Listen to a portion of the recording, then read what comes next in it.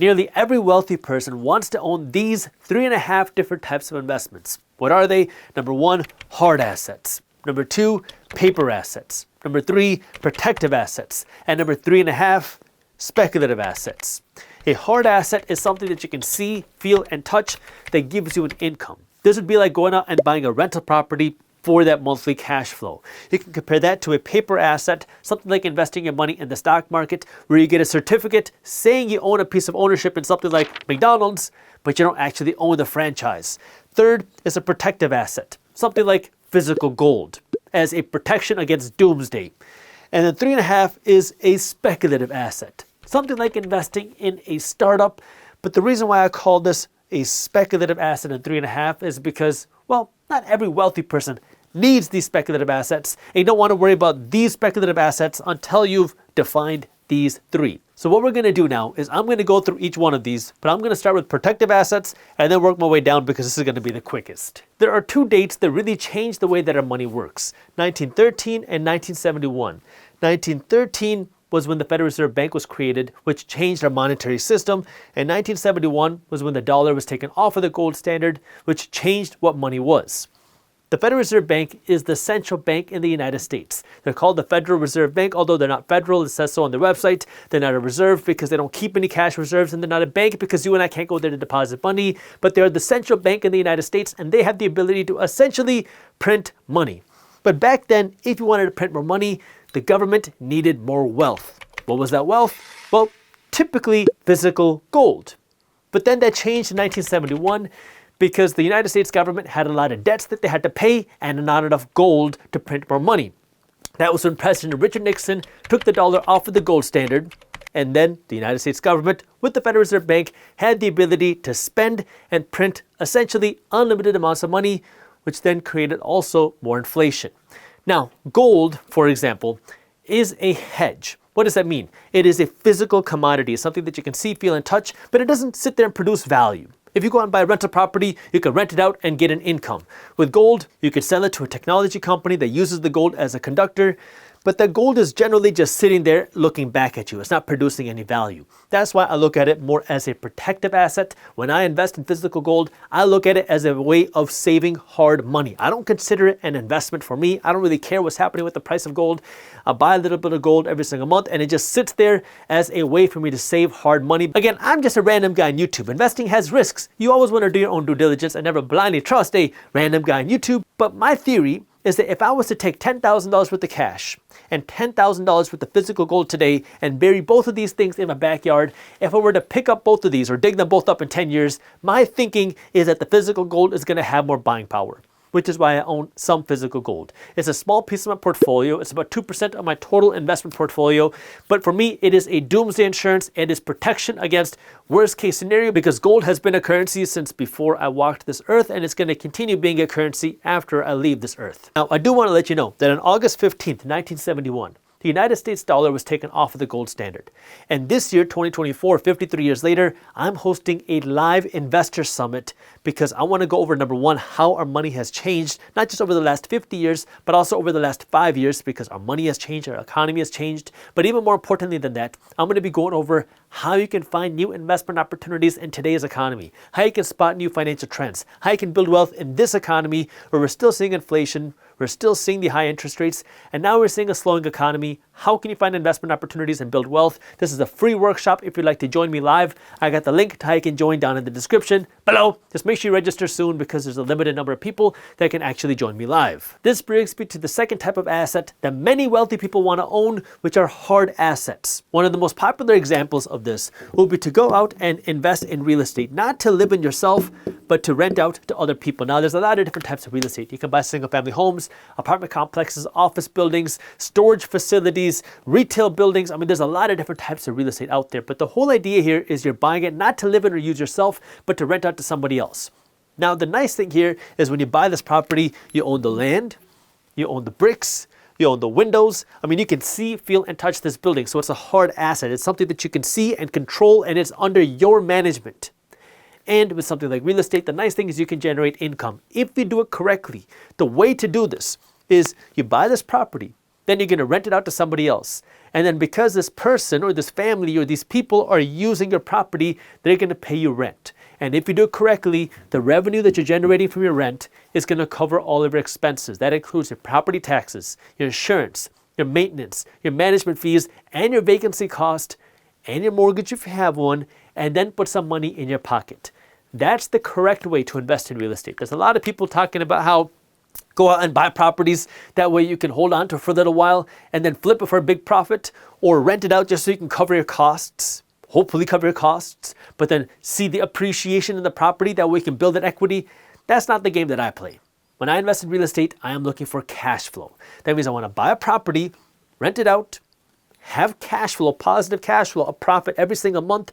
That way now I can predict how much money I'm going to make, and then I can work to stack the cash flow. That way I know I can just keep working to acquire more properties. That way I can stack how much income I'm making from my properties every single month. That way I can grow this pretty much passive income. And if you have the right team, you find a good property manager, it can be pretty much passive. In the beginning, not so much. But when you get there, it can be pretty much passive, because now my game is just reviewing the monthly reports that my property management company sends me, and then I make sure that the property management company is doing their job. But besides that, I don't know my tenants don't know me, and I just work to make sure that these properties are continuing to produce a profit. And while we're on this topic, I should also mention that one of the reasons why wealthy people love investing in real estate are the tax breaks that you get as a real estate investor.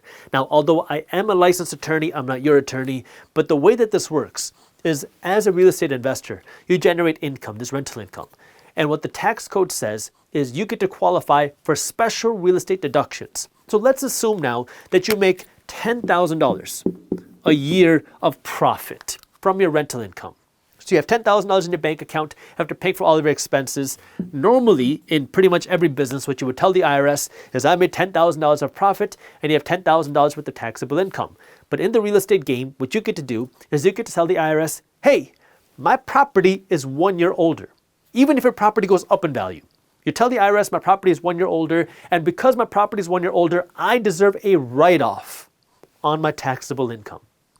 So now you get to write off a certain amount of this income. Now, how much you write off is going to depend on how much this property is worth, but some investors are going to write off something like $4,000, and some investors will be able to write off something like $12,000, meaning you make money and you have no taxable income because of the way that this deduction works. This is called the depreciation deduction, and there's a lot of different ways to do this. I'm not going to get into nitty-gritty of how to do that because that's going to get beyond the scope of this video. Just understand that this is one deduction that real estate investors get to use to pay less money in taxes legally just because your property is older. And yes, you get to do this even if your property is going up in value, because that's what the tax code says. The third type of asset that many wealthy investors want to own are paper assets. This would be like investing your money in the stock market. If you go out and you buy one share of the McDonald's stock on the stock market, you become one of the owners of the McDonald's company on paper. Now, the interesting thing here is that McDonald's is also a very big real estate investor. They want to own the real estate where their stores are operating out of. If you were a real estate investor, you would own the brick and the land and the windows. But when you own a stock in the McDonald's company, you just own a piece of paper that says you own some ownership in this big corporation. So if you walk into the McDonald's franchise and you say, hey, give me some fries because I'm an owner, people are going to look at you like you lost your mind. So it's a piece of paper that says you have ownership in this company. Now, the nice thing for you is you can start investing with less money. It's less headache because you don't have to be the operator. You don't have to be the manager. You let the CEO and the employees do their thing. You just get your share of the profits, whether it's through dividends or through price growth in the stock. But then there can also be a con, because if the CEO runs the company into the ground, there's nothing that you can do. So when you invest your money in the stock market, what you're doing is you're buying ownership in companies. You're buying paper ownership. And there's a couple of different ways that you can go out and invest your money in the stock market. You can invest in the individual company. So investing in something like McDonald's, when you invest in this ticker symbol, you're investing in the ownership of that McDonald's company. Or you can invest in a fund. And a fund is a basket of stocks. There are ETFs, mutual funds, index funds. These are three different types of funds. They work very similarly, but the whole idea here is, instead of investing in one company like McDonald's, you're investing in a basket of stocks, which might own McDonald's, it might own Amazon, it might own Coca-Cola, and hundreds of other companies. This way now you don't have to spend your time, effort, and energy trying to research this company, because if you invest all of your money into McDonald's and then the CEO runs the company into the ground and they declare bankruptcy, all of your investments, all of your life savings are gone. But here, if you invest your money into a fund and then McDonald's were to go bankrupt, well, then the fund would kick McDonald's out and they put another company in.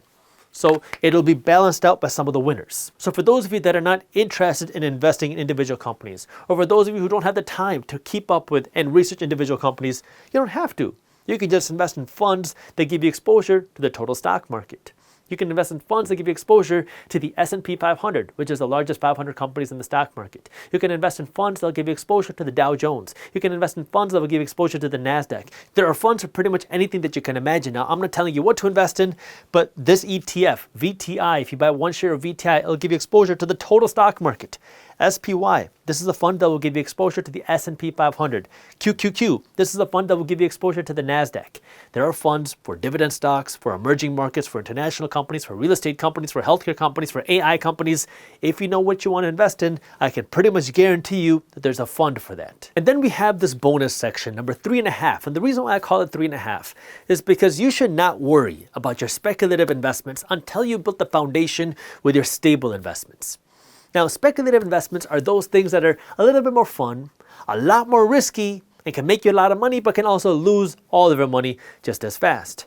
So for me, I invest in two different types of speculative assets. Those are startups, and that's cryptocurrency.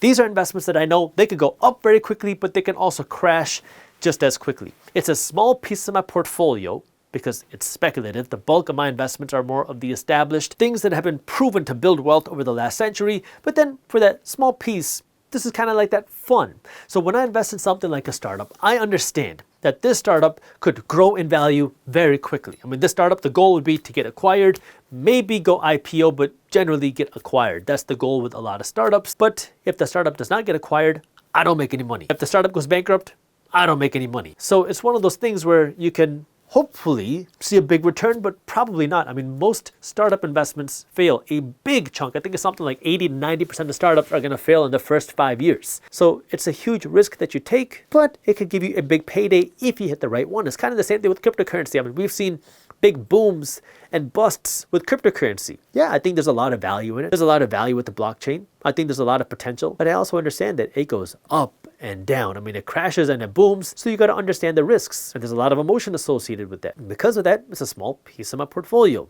I believe in it, but I also understand that it can go down to zero just as fast as it can go up 100 or 200%. And this is where, as you're investing your money, start by putting the focus on the foundational investments. Then as you build that and you want to start diversifying into a little bit of speculative, remember, a little bit, make it a small piece of a portfolio. Ideally something like 5 or 10%, or as you really build your wealth, maybe up to 20% of your portfolio, but not more than that. This is where now your speculative investments are a little bit more fun. They have a lot more risk, and they can make you more money. Now, one of the things that can help you as an investor is to stay up to date on what is happening on the financial news and the financial trends. That way you can be a more educated investor. That's why we created Market Briefs, which is my free financial newsletter that breaks down what's happening in the financial news. If you have not joined Market Briefs yet, I got the link for you down in the description below. When you pull money out of your 401k, you weren't charged taxes while it sat there. What's wrong with you? 401ks are the most popular investment vehicle in the United States, but the studies show that most Americans have no idea of how they work. But that stops today, because I'm going to be going over 5 things you need to understand about your 401k.